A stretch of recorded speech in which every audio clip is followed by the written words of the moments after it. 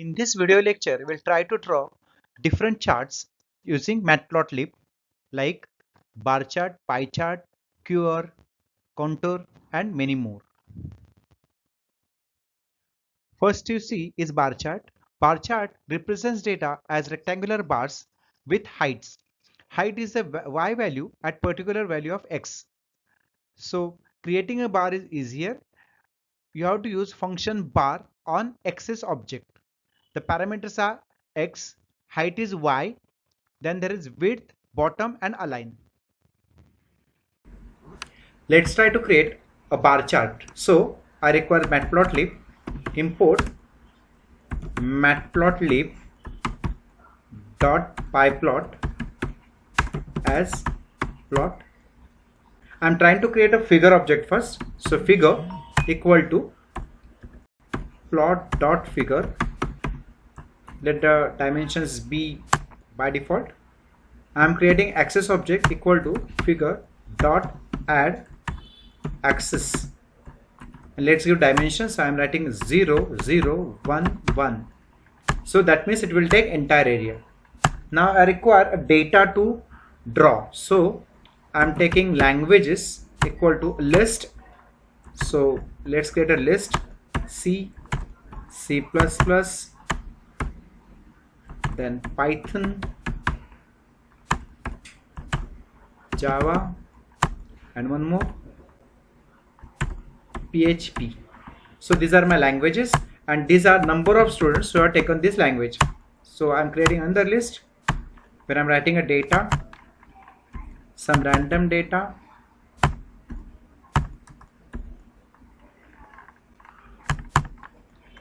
so this is data I'm having. Now I'm trying to plot a bar plot. So bar lang, that's x-axis, and then y-axis, that's student. So let's see what output we get here. So this is the output that we have got, a bar chart. A pie chart can display one series of data in forms of percentages. So to draw a pie chart, there is a function called pie on axis object. The parameters are x, that is the numerical value that we need to display, then the label to those values. Third is color if you want, otherwise there is a default. And fourth one is auto percentage, that is if you want to display the percentages value of each and every category over there, we can use auto percentage. Let's try to draw a pie chart. This is an example that we have seen in previous video. So I'm making changes there itself. So my bar becomes a pie chart. For pie chart, you need a list which can be counted. So I'm taking students over here. So he will compare the number of students for each and every course, and labels equal to languages. So he will show a circle in which he will show percentage of student and a label to it. Now I also require to display percent. So I'm using auto percent equal to a format string. So I'm putting percent 2.2f percent. And let's try to draw this. So I'm writing ax dot plot. Let's see what output we get. So this is the output that we have got here. So this is number of students for course C++. So if you see, it's 45 course C++. Maximum students are there for Java here, and he has shown percentage here. So what is this string?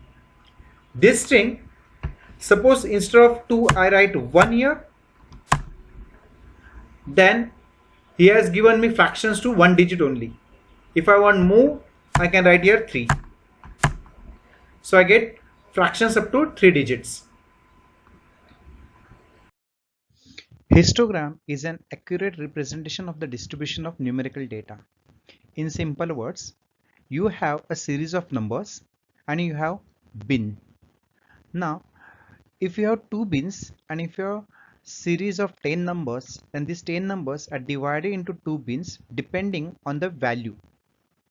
For example, if you have two bins and your numbers are from 1 to 10, then 1 to 10 range is divided into two bins, and numbers fall in each bin depending on their value, and then numbers are counted in each and every bin, and this count becomes a bar of your histogram. Let's try to draw a histogram. So for that, first take import matplotlib dot pyplot as plt. Let's try to have a figure over here. So I'm in fig object as plot dot figure. Let's keep everything as default. I'm creating axis over here. So ax equal to figure dot add axis, and I'm giving dimensions 0 0 1 1, so it will use entire area. And now I am having histogram, but for histogram I require a series of numbers. So let's first take series of numbers equal to, I'm creating a list. Let's say that these are the marks of students, and now let's print histogram. So there is only one function, hist. I'm providing to it a list of students, and I need to have bins. That means I'm telling him in how many parts I need to divide this entire series. So I'm giving here bins equal to 2, and there are some optional parameters. We'll just have it and then we'll discuss it. So I'm giving alpha equal to 1 and rwidth equal to 0.8. So this is a histogram. I'm trying to plot it, and let's see what output we get first. So this is my histogram. If you see this width, if you think it is too much, I'm trying to reduce it by writing rwidth equal to 0.2. So let's see what happens. So I got it reduced. So what is this alpha? If I write alpha equal to 0.01, it becomes very lighter. It is seen here, but it is lighter. If you get some other range in between, so I'm giving 0.5, and you can have a better color over here. If I want a proper one, I'm giving it 1. So now I have darker. Okay, so coming back to what this is, these values are. So I have divided the entire range, that is 20 to 54, that is 34 numbers, into bins which are 2. Okay, so let's first get the output of this. So hist function returns 3 values. So we are interested in the middle value, that is b. So let's first print it, then we can see what it is. So print b. So what it says is the entire range is from 20 to 54, and I require 2 parts, that 2 bins. So first range is from 20 to 37. So how many values are there between 20 to 37? So that is 21 and 22. So here it is printed 2 values, and from 37 to 54 I have 3 values, 45, 52 and 54. So here it is 3 values. If I go for bins equal to 3, then my range is now getting shifted. So first range is from 20 to 31. Again I have 2 values. Second is between 31 to 42. So in this range I have nothing. And the third range is between 42 to 54. So I have 3 numbers here. So it's giving me 3. Instead of giving number of bins, I can also give the ranges directly. So I'm giving 10 to 30 and 30 to 50. So this is a list which gives me ranges. So let's try it out. So here I get, now between 10 to 30 I have 1, 2, so 2 numbers are there. and between 30 to 50 I have one number, that is 45, because these two numbers fall outside the range. So for that I need to have a different range, so I'm giving 60 over here. So now I am getting all the values because my first range is from 10 to 30 and second range is from 30 to 60. So it may not be uniform also. Histogram will always give you count. So he gives me count of numbers between this range and count of numbers between this range. Scatter plots are point in XY plane. It is used to compare data. You can compare data from two different series also. To create a scatter plot, you have to use function scatter on axis object. The parameters are x-axis data and y-axis data. Because it creates a point, both the data should have same dimensions. Let's try a scatter plot. So first we have to take matplotlib. So matplotlib dot pyplot as plt. Let's take a data. So x equal to some data. So I require a series of numbers. So I'm taking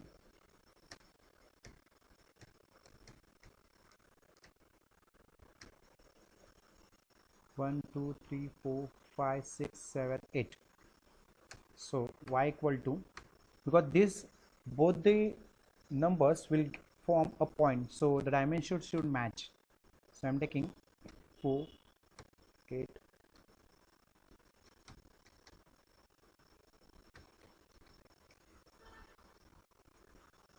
So let's draw a scatter plot.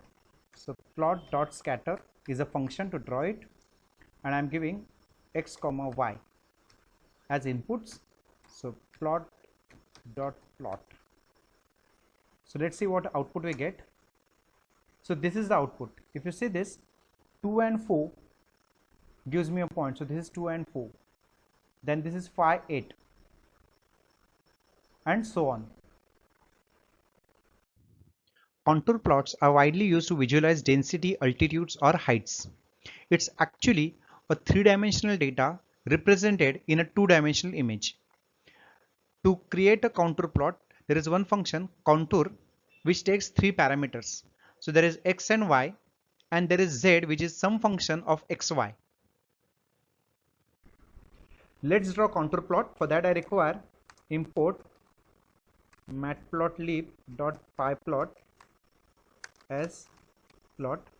Also I require numpy as, and now I am taking two arrays, a equal to, let's see what it is, 1, 2, 3, 4, 5, and I am also taking b equal to 1, 2, 3, 4, 5. So I am having two arrays which are single dimension, and I am using a function MeshGrid. So that will return me, MeshGrid will return me two different arrays which are two dimension. So I am writing np dot MeshGrid, and I am providing this input a and b. So MeshGrid function will take two arrays of one dimensional each and give me two arrays of two dimension. How it does is different thing, we'll see it. So let's have z now, because we have x and y. So I am having z equal to x into y. So we have three values, x, y, and z. So first is the plot dot contour, and I am providing x, y, and z. So let's show this dot plot function. So let's see what output we get. So I got some output here. So let's go detail and see what is in x and y. So I'm printing values of x here. So I get this 1, 2, 3, 4, 5. Actually what MeshGrid does is, MeshGrid will take two arrays. So I'm taking first array A, and he will plot it in horizontal direction. Take second array B and plot it in vertical direction. So I x-axis and I have y-axis.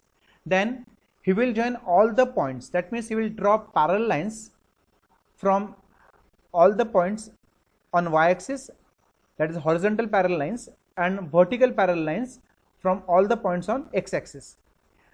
When these all these lines meet, they will produce points. So if I take x coordinate of all the points, that becomes my x, and if I take y coordinates of all the points, that becomes y. So this is mesh grid.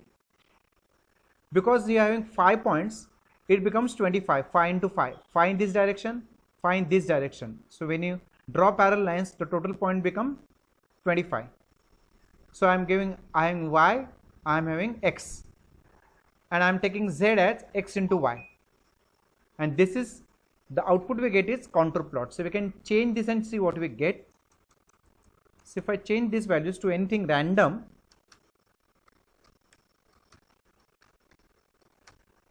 so I am also changing these values to something random.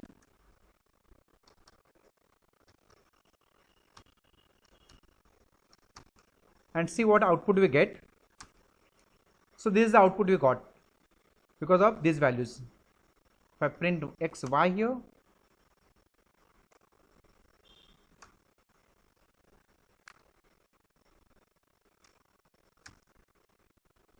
so this is the y value, that was the x value.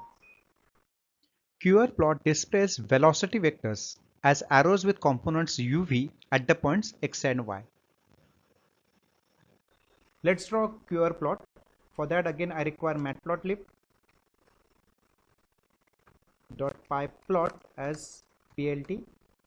For QR plot, I require a point first, so I'm taking x position equal to, so x value of that point I'm taking 20, and y value of a point, so equal to again 20. So I want it somewhere in between. Okay, and then vector, so I require direction, so I'm giving x equal to 1 and y equal to 1. Let's see the output first. So I'm drawing QR plot. So let's give a point, so x position, y position, and then x and y, that's the direction. Plot dot plot function. So let's see the output first. So this is what we get. So if I want to change the direction, if I just make it negative, he goes in negative direction. If I make both negative, so you can change the direction. If I make it 2, the direction goes on changing. So this x and y point gives me direction.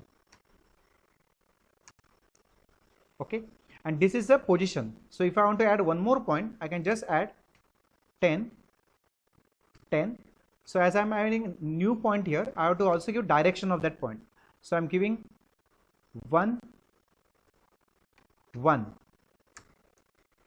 So this is where I get it.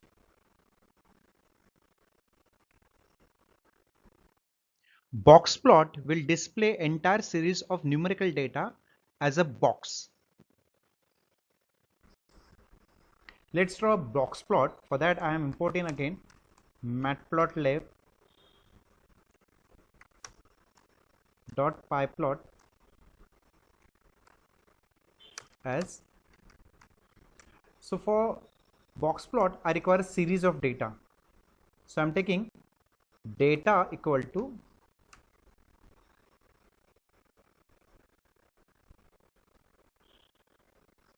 (20, 21, 20, 22, 23). So I have taken some data and I am plotting it as box plot is a function, and I will provide it data. So plot. Let's see what output we get. So this is the output I got, because this is a series. It starts from 20 to 22. Now I am adding 80 to this. So this is my 80. My data is here, but 180 is here. Also I can have something like minus 80. So this is minus 80. If I try to add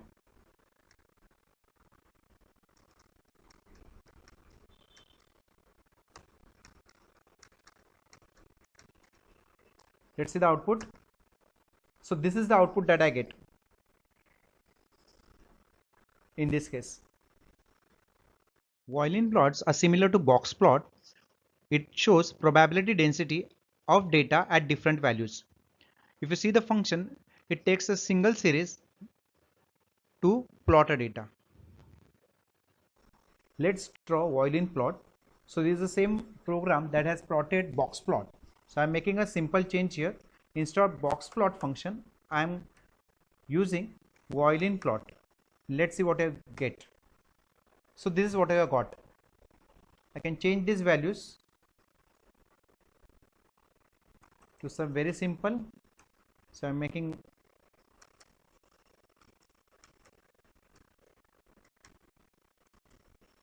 so let's see the output. So this is the output that we got. So this is Boolean plot.